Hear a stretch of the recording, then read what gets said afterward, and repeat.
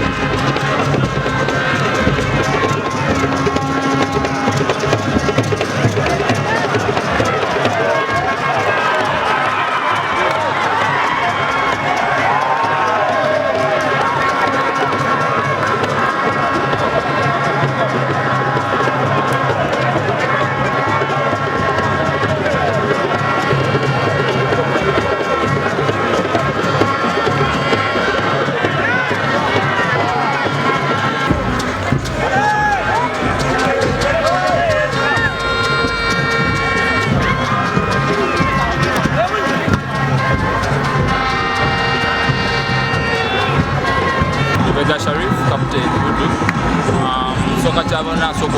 okwebaza Katonda atuwadde geemu eno ennungi netuvaamu yadde results ezibadde zezitwadde tusuubira naye tukyasigazayo omupiira gumu anything can happen. Omupiira guno eno gubadde big challenging engeri gye tutubadde kwaabwe tetusoboseza kukozesa mikisa gye tufunye ate bo ne bafuna omukisa gwabwe ne bagukozesa which is not bad gwe muzannyo gw'omupiira so nsuubira geemu esembayo ekiba buli kimu tekikyuse I know anything can happen tusobola okuva mu kibinja kubanga ye first goal gye tusooka okutunuulira kuva mu kibinja then omupiira oguddako after stages tubeere nako nga tukwandulinga disappointed tulusizza omupiira abasambi bataddewo fight ennungi tusubiddwa goal chances kipa abaddemu mu game netufiirwa chances entono ze tukoze defense yange egaanye okusika okujja mu maaso nga tiimu eri efuna firo netweteeka ku pressure netukonsidinga shot gye bakubye ku target tuli disappointed tutaddewo performance ennungi naye tetuzeewo na kintu so focus yaffe egenda kutandika ku game gyetulina mu Sunday game esembayo game eri ewaka tewali shortcut yonna tulina kuba mugobi okulaba nga tuqualify okugenda ku ground endako. Erinnya lyange Mubaale Dan captain Kyaggwe zeni musanyufu omupiira gw'essambi tugubadde mwamu okusinza engeri gye gutandise embeera abasinga bakulaki tubaddemu ng'omanya empiira z'amasiro agangire emitubinyi naye zeni musanyufu nnyo okukoze ky'amaanyi kubeera ekibinja kibadde taiti nnyo kangambe kikyali taiti paka kuguseemu era lendu waffe naffe buli omu adde aganye oyingira ekisaayi nga buli omu akitidde era kitukosezaamuuko okuva mu halftime era tetukoze bulungi okusinza kuto kyebaddewo era tetukume na bulungi amanti omupiira tuwafunye obuwanguzi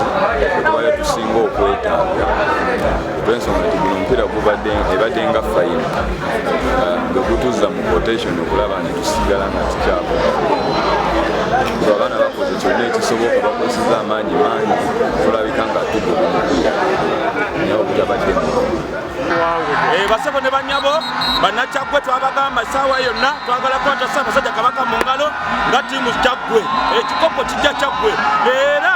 betuzaako abakyaddondo mwalibadde bagezi ne mwewamba ne mutajja ku mupiira oguddako kubanga Kyaggwe temaze okukuba empologoma gye muloza nti empologoma eya Buddu tumaze ogisu ebadde waggulu ku muli kugiradde wansi basebo ne banyabo tubategeeza nti Kyaggwe ku luno erina okukwata Ssaabasajja Kabaka mu ngalo. Kyaggwe oye!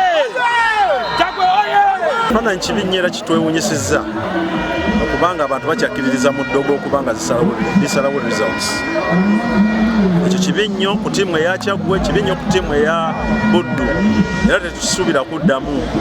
kubanga kyentegeerako mbadde mbuuza match coordinator n'ategeeza nti dakiika 2 ze zisuulibbwamu nga start etandise. Ejjukira empiira gino gibeera ku radio gibeera ku TV namuwagizi obudde bwe oba obusi n'olwekyo singa match coordinator kya reportinga match coordinator n'agamba nti ttiimu okulu okuyingira mu kisaawe kyaleese omupiira okulwawo okutandika awo tujja kubonereza.